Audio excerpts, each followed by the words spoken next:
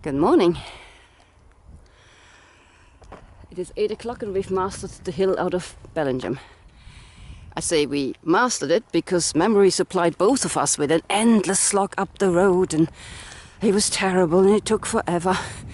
Well, it's taken us 15 minutes with first thing in the morning ankles, which is not very fast hiking speed.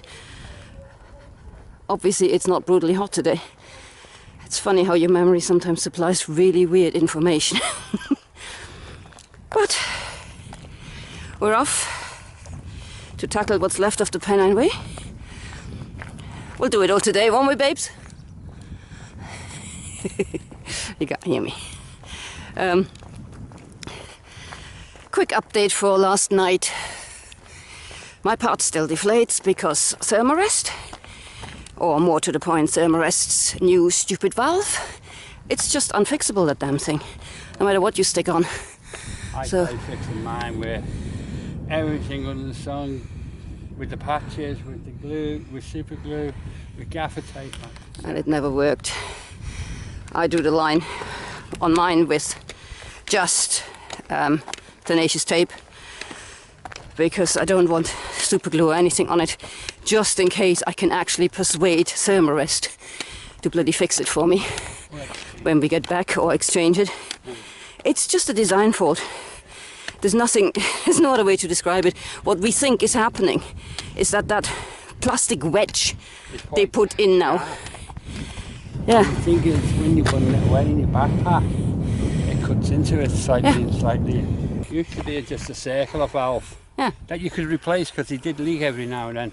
But this one sort of goes down, and then there's like a long thin bickle pointing out, like a T. And it is sharp. Also, just because giggles, one of our pillows has now started to deflate for absolutely no other reason that you know, the universe likes balance, and now that Brian's part isn't leaking anymore. Yeah, my part's perfect, and so is my pillow. Yeah. Even though it's tidy. Yeah, we swap pillows because I'm not the greatest fan of. I like some kind of pillow, but I tend to have them half deflated anyway, so that my big head can sink into it more. So I'm just going to be sleeping on the clothes bag from now on, I guess. Yeah, other than that, we had a good night's sleep. It rained. I was panicking, waking up every hour or so, feeling the floor. Yeah. But the last one. And the tent held up well. The rain was quite heavy at some point. It came down quite heavily. So yeah, we're happy, we're confident with the new tent. Yeah. We cannot work out how to get through gates together. Still after after 200 and something miles, we're still incredibly stupid. Very pretty here today. So is he says. The moment still kind of perfect temperatures. Bit of a breeze going. Not too hot. There is rain forecast for later. Just for the times that we would be considering camping up, basically. So, but honestly, our tent is already so wet it doesn't matter. Yeah, you can't have a day without challenges on the Pennine Way. Today is a really easy day for road walking, forest walking, a little bit of heather. So they've just thrown in a bog that neither one of us remembered. I mean, it was very, very hot when we went through here last time, so maybe it was drier underfoot, but honestly, no memory of this prolonged boggy section. But it's not bad.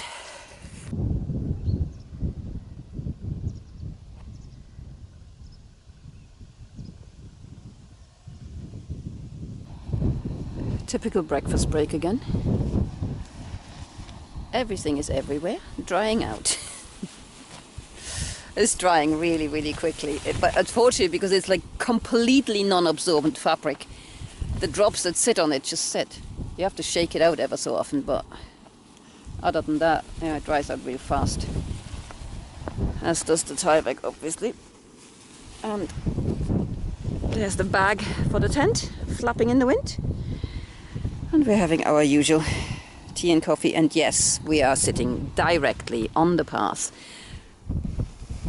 We are generally the slowest kids in class, and we've been overtaken by one couple this morning, and we don't think there's anybody else out there at the moment. So if they come, they'll be coming up over that hill there where the pole is, and we'll see them coming, and we'll just move everything out of the way. But there was just nowhere to sit, and this is the only place. There was a rock, there was these tiles, bit of a grass bank. So yeah, this is it. Coming to the end of the moors and onto the long forest walk, but it looks like the forest might have changed a little bit in the last 3 years.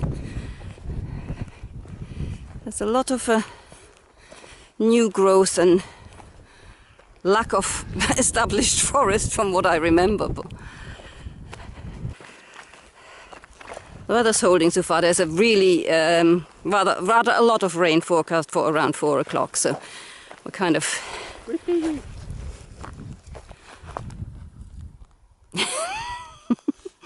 he's looking forward to rain for some reason. Nah. Yeah, so we're hoping to out-hike it, but I think it's everywhere. Gentleman behind me mumbles, we're not that fast to out-hike anything. Yeah. It's got the longitude, and I guess it did have the other one. There's a Pennine Way, please leave something point. Don't know what that is, but it's solidly hammered into the ground. Maybe this is where the elves are. Pennine Way Elf Point. Yeah. And underneath there's a breathing. And there it is. What? The part of the trail the trailblazer once referred to as the worst part of the Pennine Way. Don't know what he was on about.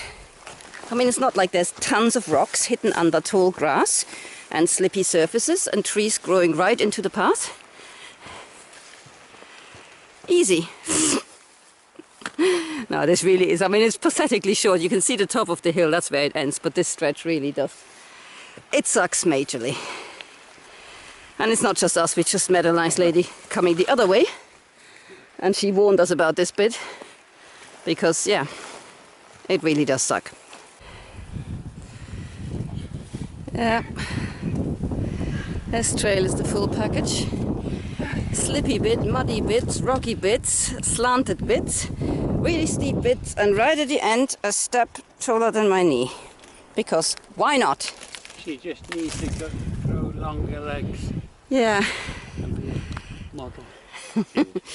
Yeah, you need to treat me for a model, indeed. Not a newer one necessarily, just a model. With long legs. The only thing that's missing to make this bit the complete challenge is a river crossing somewhere, but I'm sure they'll put that in eventually. Right, let's see where I can get up this tiny step. We've joined the forestry road now.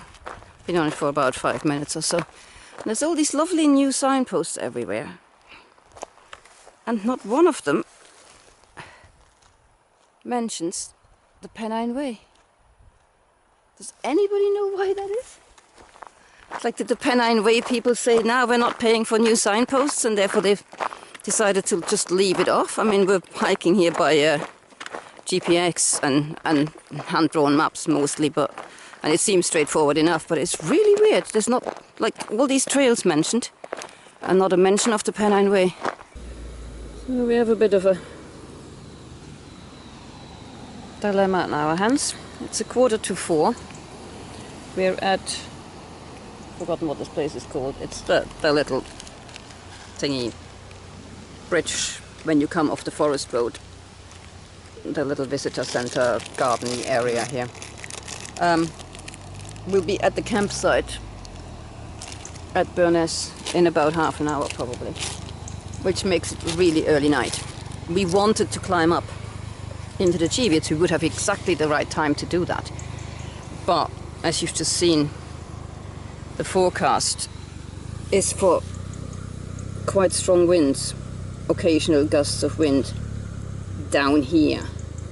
So we're kind of thinking that going up into the Chivits is probably a dumb idea. Yeah. Under the circumstances. We only get half an hour into the Chivits. Yeah. We'll save ourselves maybe, I don't know, a mile or two for the following day, but it's not worth risking having your tent flattened. I mean, it's not a new tent. Yeah. It's not super strong. He's a beginner. Not super strong gusts, but it is very, I mean, it's quite a contrast actually. I'm just noticing this now. It's really low wind, and then the gusts are coming in, so it's gonna be an odd, unpredictable day. So we are having our, well, lunch here technically, and it might be that we're ending the hike in half an hour and staying at the campsite if they let us. Yeah. And I'm showing you a massive, massive pot with some grey hair. Not mine, it's That's yours. great. That's great framing. There's a face attached to that grey hair.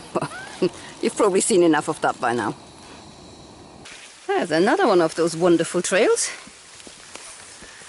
We're just fighting our way through jungle here on the way to Burness. That's a little bit more overgrown than I remembered. I was saying to Brian when we were sat down, oh, I remember this being a bit overgrown. It's like, yeah, this is not a bit. This is quite jungly.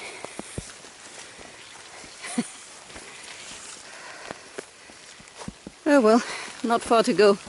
We can sort of see, probably doesn't come out because I'm too short, but we can see the campsite from here, so. We can see a bright green tent. Yeah. But first we can see a lot of bright green grass. And we're moving at like glacial speed because we don't want to trip up. Like so green.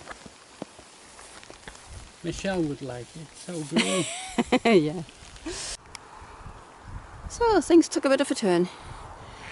We got to the campsite, found that the entire camping tent area, which is here, through these bushes, I'm not showing it, is taken up by tents because there's a Duke of Edinburgh group in. Walked up to reception and he very kindly offered us a really nice mown piece of grass quite close to reception, or an upgrade in a wooden tent, as he put it. It comes with a troll, but yeah, we upgraded. It would have been 20 quid for us to camp, and it's 40 quid for this, and that means we don't have to Get a tent with. get a tent. Ooh, there's electric outlets. Yeah. We can charge. And lights. And lights, yeah, so I mean, you know, it's as basic as it comes, but Yeah. He did say wooden tent. yeah. And it is a wooden tent. It's a wooden tent, but it's nice and comfy and warm. He did say there's a heater in here, but this is really warm already. Yeah. And it means we can actually sit, even though it'd be on the floor, because at the moment, yeah, the table's a bit wet. We can sit and relax. So yeah,